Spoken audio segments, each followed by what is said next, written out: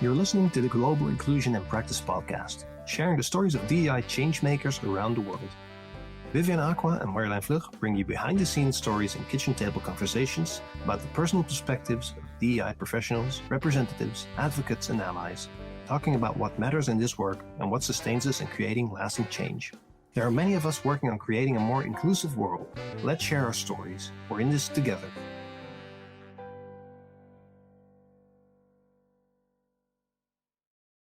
Hello, welcome, Yuli Kim, to the Global Inclusion in Practice podcast. We are very excited to have you as our guest. And could you please introduce yourselves to let the listeners share in the excitement of you being here? Of course. Thank you for having me here today. Vivian and Marjolein. I'm Yuli. I'm a founder of Inclusion Sensei, but also I work as a director of program development at Workplace Pride Amsterdam. I'm originally from Japan, but I've been living in the Netherlands since 2010. I moved here to do an MBA at Rotterdam School of Management. And prior to starting my career in DEI space, I was in a very different field. It was in a very different field where I predominantly played a role in business development, in IT consulting, advertising, and market research, really helping business organizations realize their financial goals. But after having a family, my priority shifted, and I started to realize, well, I knew we have some challenges in the workplace, but I wanted to make it a little bit better for the next generation, for our children before they enter labor market.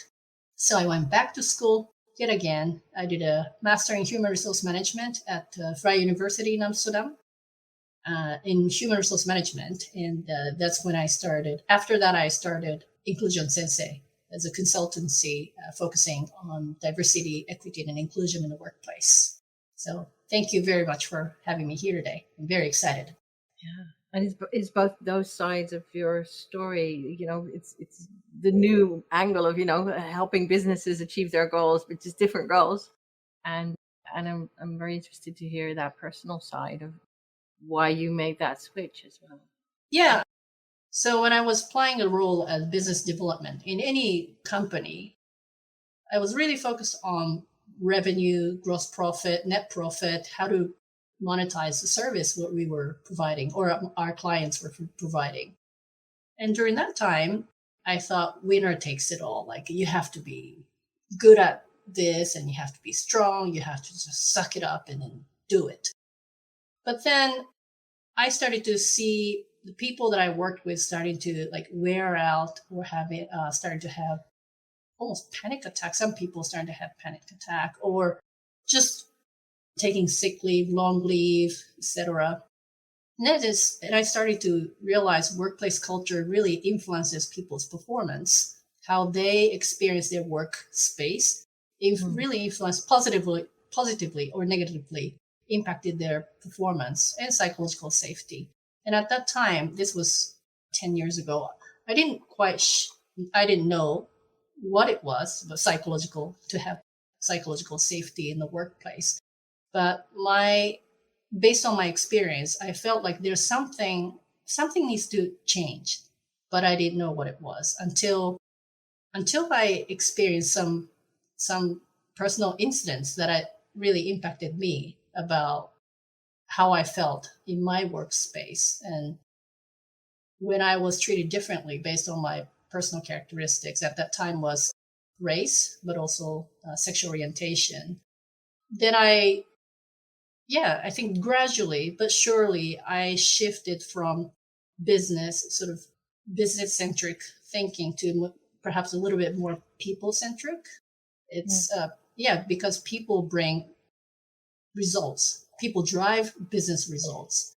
So I started to pay more attention to workplace culture and diversity and equity and inclusion. Yeah. You went to the source of the whole thing. Like, I had my own journey, and that was a journey for me. Yeah, and it's great to hear that it was gradual as well, and I think that's what lots of people can recognize. It doesn't have to be boom and you make a complete switch and you're excellent at the new thing. That's the gradual growth that that lots of people go through, as you did. And you mentioned also you're doing this for your kids, right? And the three of us. I think that that is also something that unites us, where you have your intrinsic motivation. That is the three of us. We are motivated for doing this for the next generation. So creating a soil where the inclusive seeds or the seeds related to diversity, equity, and inclusion has a huge opportunity to grow. And on the other hand, I do want to ask you this question. What is a privilege that you have and use within your current work or within the work? I think the privilege that I have, it's probably, I would say, education that I received. Education in Japan and here, but also that is tied to my socioeconomic status. So when you say a people of color, we can't just cluster just in one group, right? Yeah. Asian, and in general, just as stereotypical in general, Asian people are more, in a way, treated in a way, even within the people of color, there's this sort of hierarchy. Yeah. You know, we know this, we realize this. And so being an Asian versus my friend who's a person of color, African American friend, when we walk down the street, of course, I don't want to say of course, and some people say something ni hao and etc. But my approach is softer than the way people approach to me, is a little bit less invasive in a way than my friends whose African American experiences. So I use that sort of my power to protect my friends, stand up for them.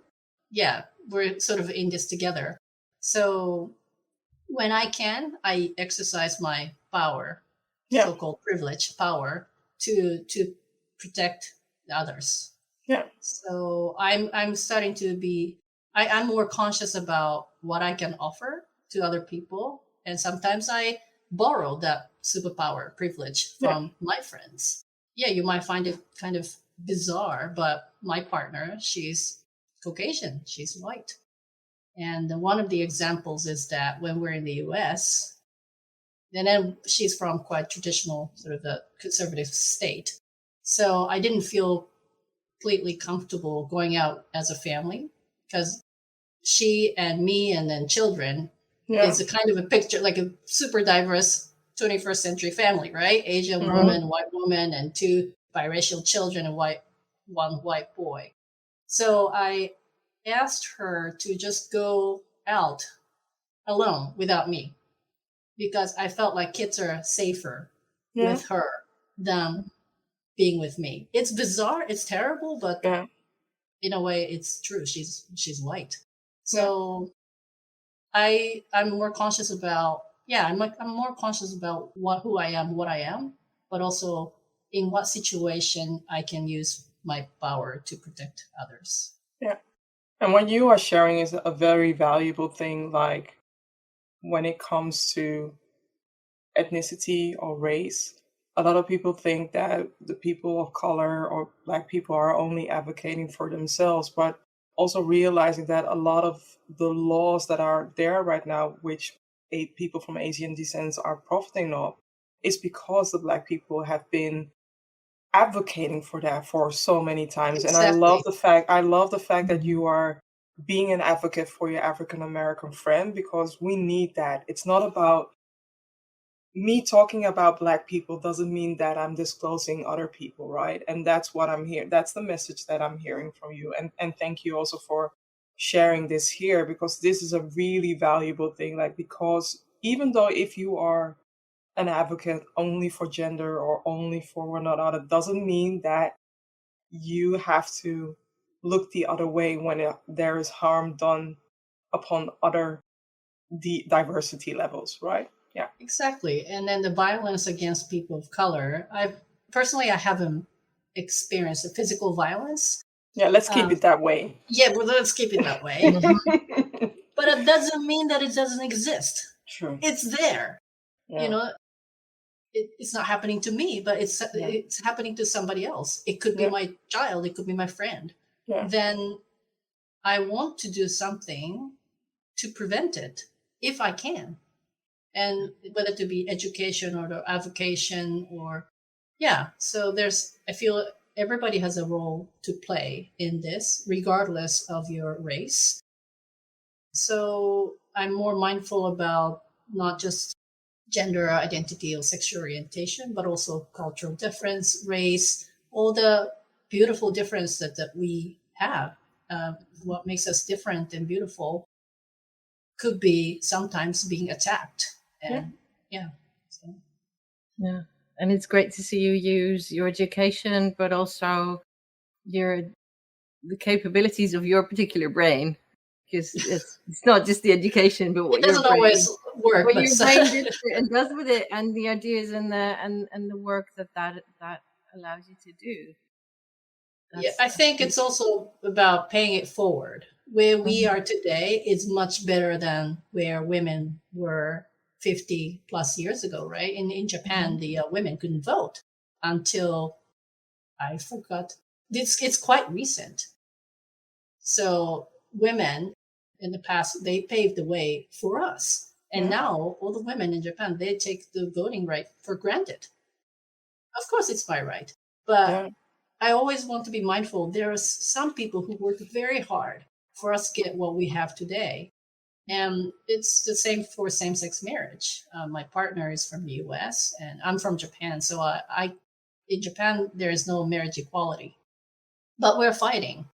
And it may not happen soon, but we can pave the way for the next generation. In 10 years, 15 years, 20 years, I hope they can get married in Japan the way we were able to do so in the US. And there are people who fought for them, but for us too. And I want to pay it forward. I don't want to be a taker, who takes all the time. Well, we take what we have and we work on the next step. Exactly.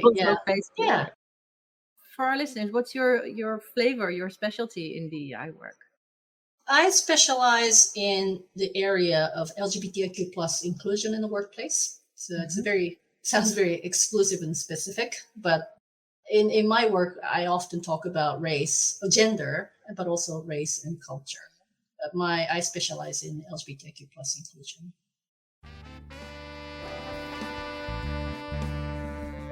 Hi, I'm Vivian Aqua, the certified DEI consultant, and I would like to invite you to take your organization to the next level of understanding by collaborating with me. I specialize in helping organizations amplify their DEI initiatives and foster an inclusive environment. Reach out today to learn how I can help your organization unleash its hidden potential and create a culture of belonging. And what matters the most to you in the work that you do as a DEI professional? So in my mind, I'm just a middle-aged person, mom who works in this field. And that's my perception about me, because I've been out over 2 decades. So for me, it's just kind of this is the way I almost live my life. But to some people, I didn't realize, but I can be an inspiration. I can empower them. That some young professionals approached me like, thank you for doing the job that you do. You inspired me. Like, I could be like you. I can have a job.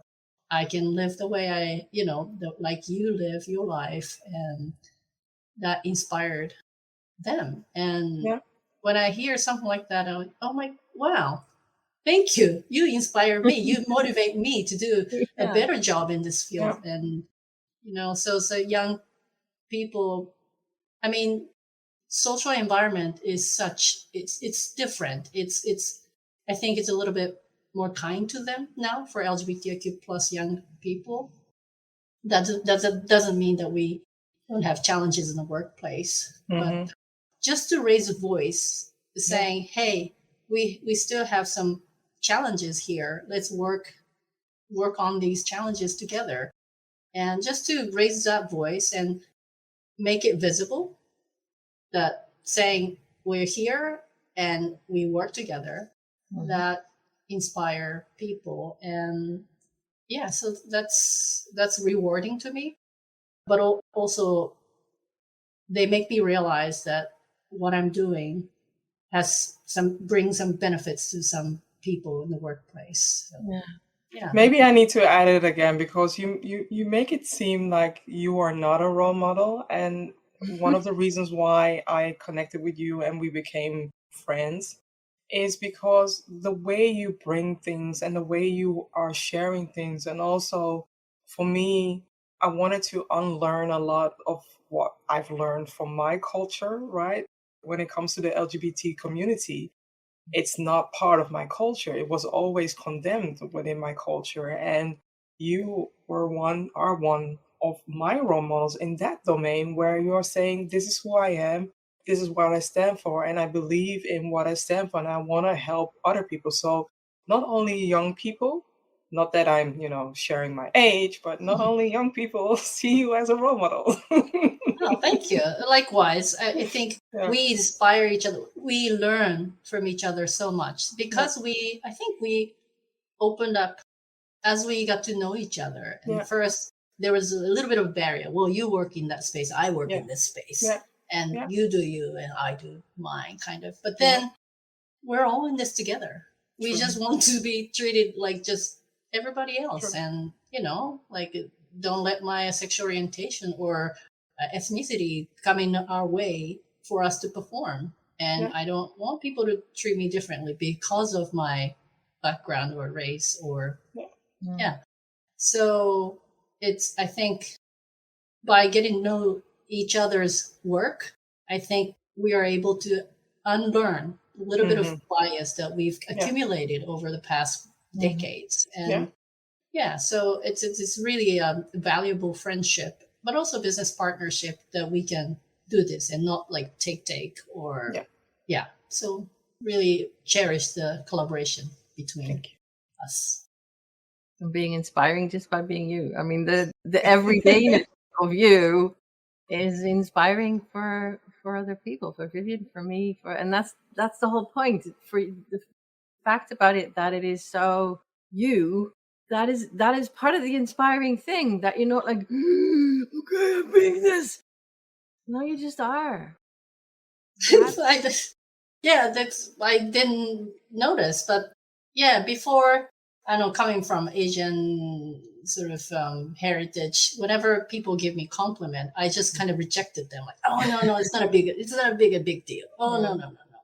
But then I started to realize, wait a minute, I've come this far, and because I worked hard. Well, of course, there's the support from my family and friends, and a lot of luck, to be honest, too. Yeah, coming from Japan and being able to pay for education, study abroad. So I never want to take it for granted, but I also want to acknowledge what I've accomplished so far and make sure that I share with people so that they get to perhaps be inspired by knowing how I've achieved what I've achieved so far. And I feel like I can do more in the area of DEI for LGBTQ plus professionals. But that's a journey. So, and there's always more. There's always more to do, and that makes it that makes it challenging. And looking at everything you've done so far and what you're doing now, what are you really great at? What am I great at? I think opening up I don't know if I'm, again, good at doing it, but what I love is to have a hard conversation, taking tough questions. So for example, people often ask, not often, sometimes people ask, well, my religion doesn't allow accepting LGBTQ plus people, and I'm conflicted by my religion and my company, what my company's employer is pushing in this agenda, etc. So that's a legitimate question. Religion is as protected as characteristic as sexual orientation, race, and educational background, etc. They're all protected, right, under anti-discrimination policy. Well, not all the companies have these HR policies, but a lot of do it's nowadays. It's a diverseness in itself. Yeah. Code of conduct. So again, I'm not sure if I'm good at this, but what I love is to have a hard conversation, tough conversation, and then get tough questions. And for example, religion and sexual orientation. And my approach is, thank you for asking me that question. Like, thank you for opening up to me. Let's talk about this and where you're coming from and where we're coming from. And first and foremost, workplace is a unique place where you're kind of forced to work with everybody else, what they call colleagues, and whether you like them or not. You have a shared goal, you have a shared project, and then you have to collaborate. And as a professional working for the same company, I would feel that would be it's my responsibility to find a way to communicate with some of the colleagues that I don't necessarily agree upon certain points. So I always take this as an opportunity for all of us to learn. And when I think sometimes people are afraid to ask a question about LGBTQ plus issues in the workplace, that, we have to be so sensitive, we can't ask this question. But I try to open space for everybody so that they can ask those questions or share different viewpoints. And my approach is never, this is good, this is bad, this is more legitimate than the others. That it's about, we're all different and it's okay to talk about this. And we have to talk about this. Otherwise, we'll just put this under the rug and then look the other way and pretend that it doesn't exist. It doesn't work. That's something that I love about my job, that I'm in the position to be able to lead that conversation with the people that I work with. Sounds amazing. And I'm going to add something, because you mentioned love, but I want to see what lights you up when it comes to DEI. When I see actual changes happening, then it really motivates me. Like, yes, we changed the policy. Now gender identity and sexual orientation, they're included in our policy. Like, great. And people think, it's just a policy. It's just like words written on a paper. But without that, you don't have a ground. Nothing. You're not protected. You can't even report. Not enough. But yes, it's progress. It's progress being made. And that motivates me, light me up. When our clients email me about the changes made based on our conversation or recommendation that I made for them. So, what can you not tolerate? What shows up in your work, or maybe what can you tolerate? What can you not? Tolerate.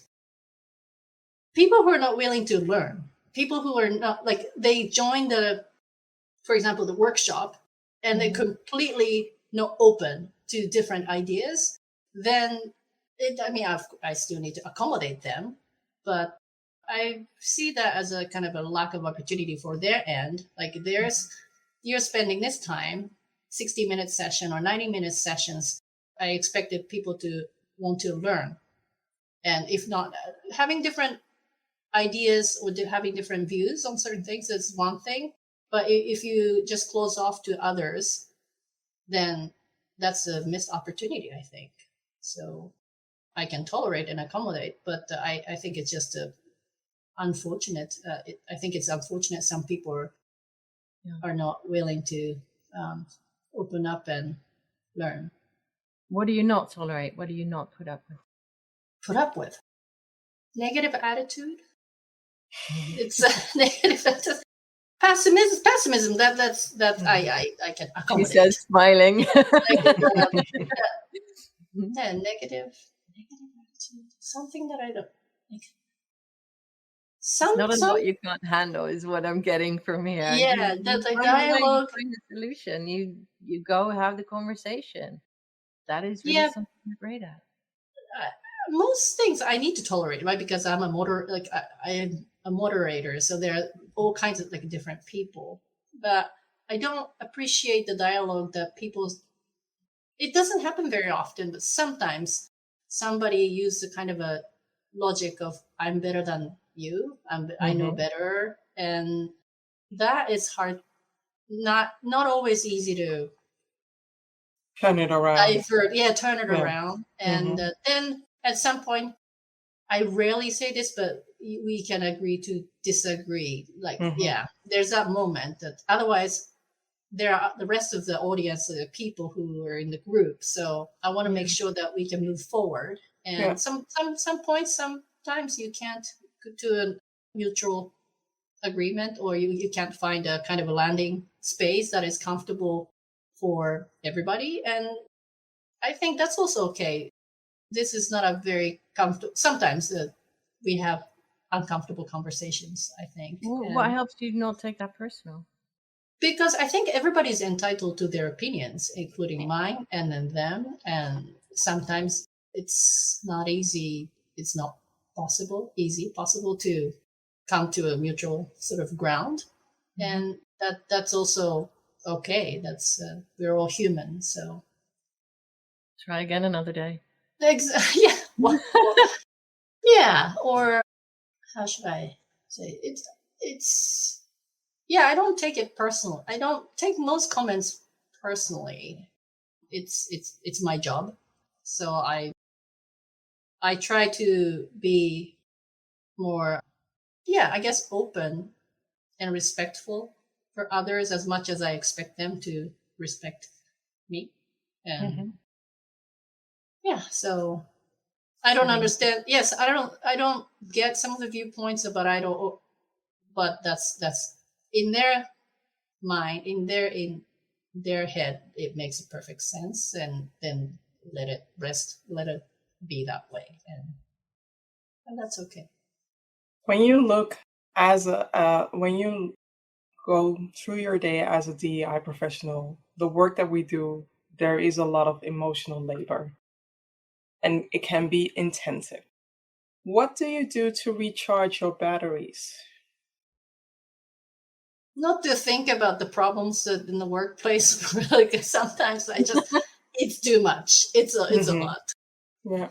And I wish I was super Shiro who can like fix everything, and I can't. And so just know some things are beyond my capability and power, and the best I can do is to provide all the knowledge, data points, evidence, dialogues, and reports that I have available to maybe tackle certain challenges. But some companies choose not to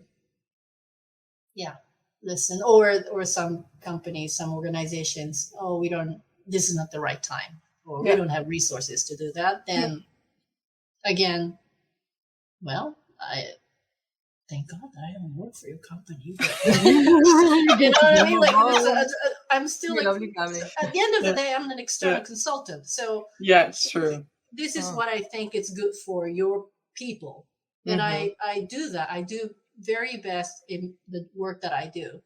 But at the end of the day, it's up to this organization to whether they want to make the changes or acknowledge the challenges and make changes, or no, this is not the right time. Then there's not much I can do. So I can easily separate myself from that situation, because I feel like, because I did my best.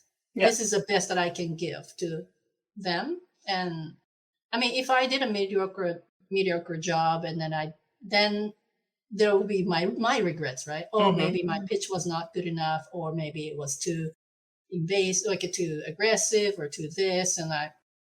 But when I do my best, then it's up to them. So and you also mentioned something like, I wish I can fix it all. And sometimes DEI professionals are looked upon as a fixer. We are as fixers. Oh, Either fixers. Harry Potter or Olivia Pope or somebody else that can fix it all. And I believe that that role isn't just. If you're putting just one person to be the fixer of 15,000 people that are working and the challenges that is there, it's not just. It's not Done. just at all. Box checked. Poof. Yeah. Ready. Yeah, then they're just doing the checklist thing. Yeah. Mm-hmm. Yeah, I think the difficulty of this job is I think most people want to change. Most people are involved and engaged. And somehow, somewhere along the way, things don't move forward. And it's not often as easy to detect what the roadblocks are. Sometimes visible, sometimes this one particular person or department is kind of prohibiting or not. Mm-hmm. Yeah. But sometimes I can't work out. Oh my goodness, why is it not moving forward? People are engaged. Yeah. So that's the most difficult part, when you can't exactly pinpoint of like, what are the roadblocks here? We have a budget, we have a strategy, we have planning, we have people, And it's not moving yet. Yeah. Sometimes it's employees themselves. The change management 101 is when people experience changes that they like to resist. Yeah. No, we're doing fine. So law of human neurology. Yeah. So then it goes back to educating your employees about benefits of psychological safety or LGBTQ plus inclusion or workplace inclusion. And how do you keep your energy up in those situations, especially when change comes slowly and roadblocks show up? How do you keep your energy up? I guess I tend to work with clients that are more involved and who. You work with nice clients. But that's a valid point, though, that you can pick and choose with which clients you're working when you're an external DEI consultant. Vivian, you do that. I do that. Yeah. So I feel like the more they're engaged, the people who are in charge are engaged with me. Yeah. I feel like they get better or most out of my time. Yeah. Because I'm engaged, I'm focused. I know their challenges. I know their goals. I know where they are today and then where they want to get to. So let's work on the how. How do we get there? How fast can we go? What resources can you get? Then they open up and talk sparring. The more ideas come along and more people get involved. And but if they're just doing the sort of checklist of, let's talk to this consultant and it's not a fit. Do the right thing. There are other consultants and other people and other professionals who are fit for that situation. And for them. Perhaps maybe it's I'm not the right what fit. You're describing, the things that you're great at. I'm not good at that at all. And I'm so glad you are, because then you can do those things and I can do other things. Yeah. In the bigger picture, that's how it works. Yeah. What is your biggest wish when it comes to this work? Biggest wish. Your size says it all. Biggest wish. I was gonna say more organizational commitment for the change, like diversity and equity and inclusion, not just the checklist or checkbox, like, hey, we have this person who's in charge of DEI. And by the way, this person is also sustainability and employee engagement and this. I mean, DEI alone is a lot of work, a lot of stakeholder involvement and management and influencing stakeholders and senior leaders, educating them, convincing them. So I see a lot of DEI specialists in the corporate side from HR department, and they have so much work to do. Aside from this DEI challenges area. So I guess my hope is that the business organizations acknowledge that this is not kind of by the way, my day job is this, but I also do DEI. DEI is a main... It's a day job. It's a day job alone. People. Yeah. It's a day job alone.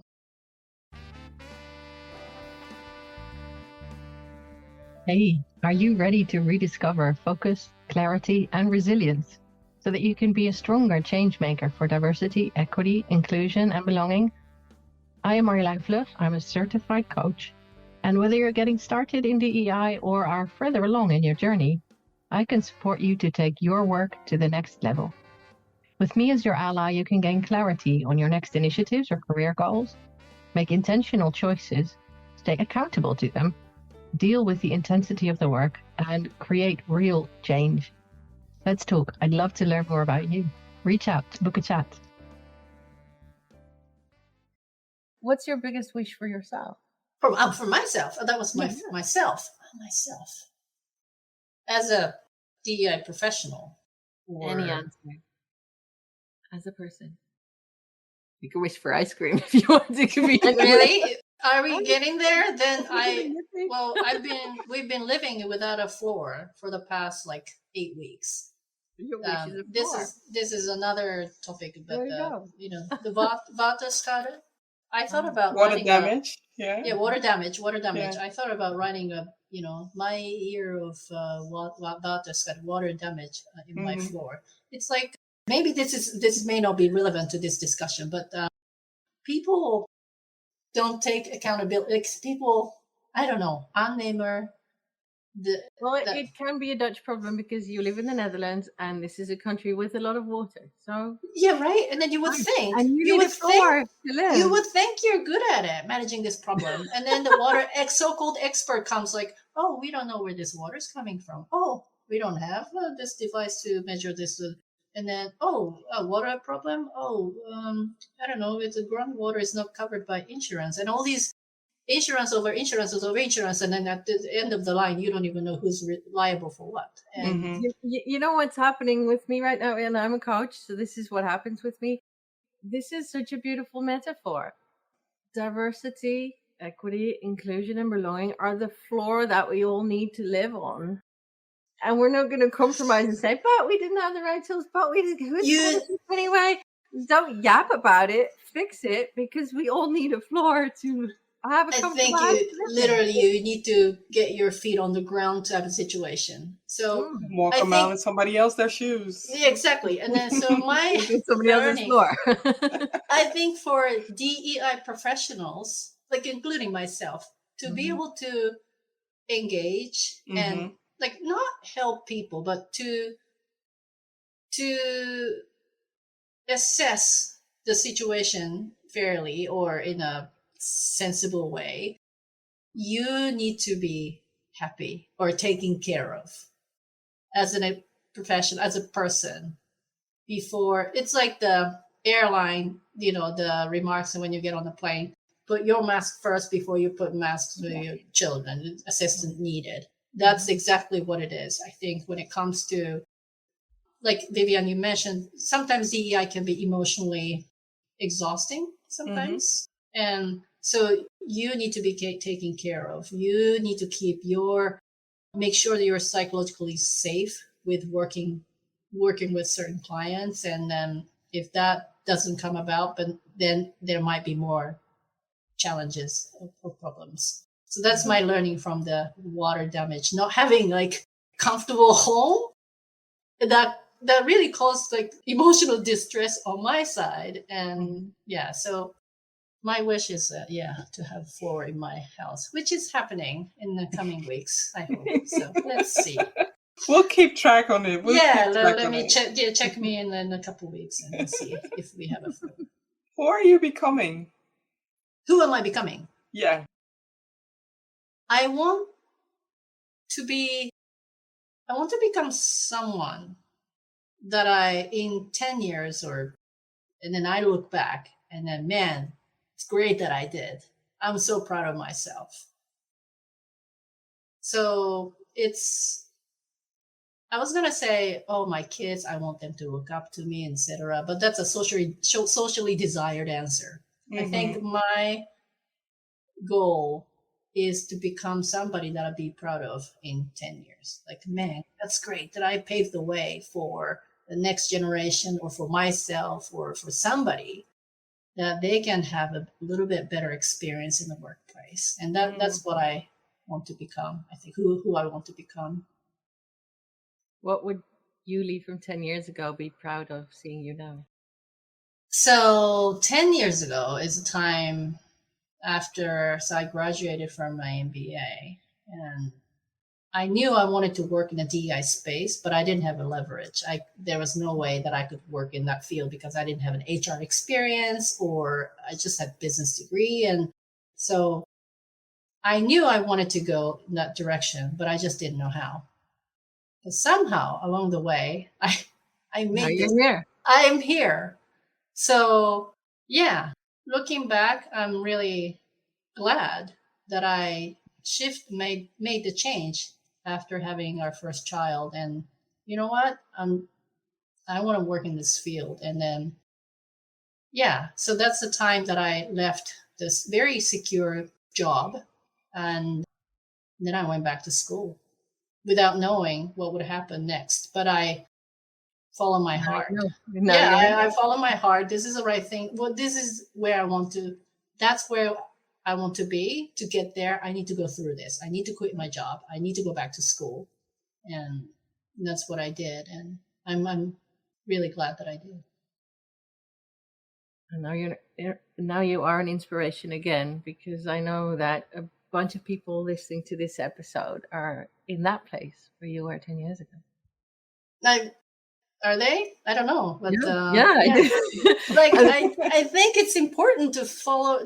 Of course, you need a sort of assessment of like a risk assessment, and then, what's going to happen if I make this decision now, what's going to happen? So the kind of scenario-based projection, but sometimes it doesn't tell you all of it. It doesn't guarantee success. And I don't think there is a failure. It's a phase to get where you want to be. So it's a phase and a learning curve. And if you ignore and don't learn and give up, then that's it. But use that opportunity. What can I do better next time when I have this type of situation? How do I handle the situation? And yeah, so I think sometimes it's important to listen to your sort of heart and gut feeling and just go for it when you can't decide. Or also you don't have to move. If you don't know where to go, you can just kind of stay where you are and check the weather or assess your surrounding and what tools that are needed for you to get to the next destination. Yeah. Are there any books or podcasts or movies or anything that you would recommend? I wish I did. Having 3 children, like a me time, is non-existent right now. So I have so many books in my bookshelf that I want to read, and when I open it, I just fall asleep. And so right now, I'm not a good source for that kind of a. Right now, what you did was make this episode with us and have this serve as something that can be recommended to people. Yeah, thank you. Thanks for your story. Depending on your life stages of whoever who's listening, and in your life stages, you have a small baby or babies or child or children, or even struggling to have a baby. And I had 3 miscarriages, and not easy. It's super emotionally draining. However, whatever the stage about the family situation, be gentle, be kind, and take care of yourself. You matter, first and foremost. That's what I would say. Sorry that I don't have any inspirational sort of source of books or podcasts. Like, I literally do not have time. Like, you literally just created it. Yeah. I'm lucky if I can wash my hair. That's my luckiest day. Like, oh my God, I get to wash my hair. And yeah, it sounds terrible, but I can do 30-minute podcast episodes now. So that's what we make. Yeah, that's what I can handle. This I can handle. Yeah. Yeah. What inspiration would you like to send to our listeners? I think it's the same that like you just did to me. Whoever who's listening, you are an inspiration to some people. And I think women disregard how much we give, how much we provide, and how much we contribute to the family and work and society. So I think it's not advice, but just acknowledge your accomplishment and contribution around you. And yeah, people don't always say thank you, but you are an inspiration, as you don't have to do anything more or less, but I want people to acknowledge their accomplishment too. Is there a heart button that I can hit here somewhere? Like heart. No, I think we just take, I don't know, like, yeah.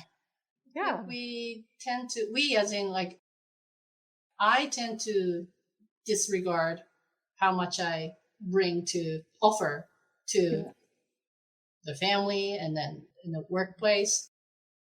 But that's why I always make sure that I say thank you to my colleagues. Well, this is great. Thank you so much. And most of the reaction is like, oh, no, not a big of a deal. Like, well, it's a big deal to me. Yeah, it is to me. So thank you. So acknowledge their contribution. And I'm very mindful about that as well. Yeah. I mean, men or women or LGBT, however they identify, but men feel like they get this like enough from somewhere else. So I'm more, mindful about colleagues that are more perhaps belong to a marginalized group, whether to be women or people of color, or just to acknowledge their accomplishment, contribution, then and it's a nice feeling that when I say thank you, and then they're genuinely like really happy to hear those simple words like thank you. And some people sometimes like, oh my God, you made my day. Really?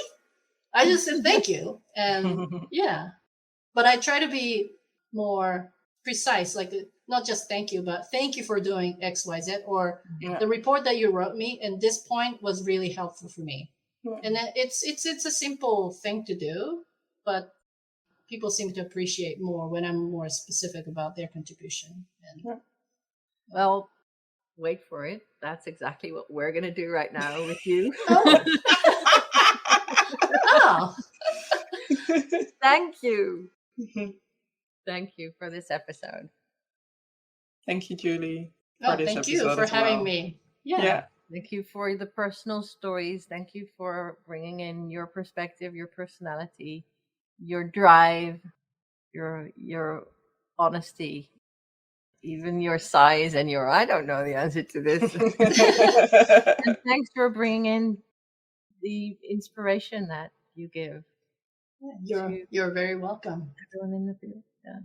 Thank you for giving me this opportunity and platform, that the work that you do. And then I'm really happy to be able to contribute a little bit of your, the work that you do in the DEI space. And I respect that as well, Vivian, and you, Marilyn, how you lift people up. Yeah. So thank you. Thank you for listening. You're warmly invited to pause for a moment and think about what stood out to you from this conversation. Please share this episode with others to inspire them too. Make sure to subscribe to our Substack channel. We'll be back soon with more episodes. Be well, take care, and stay connected.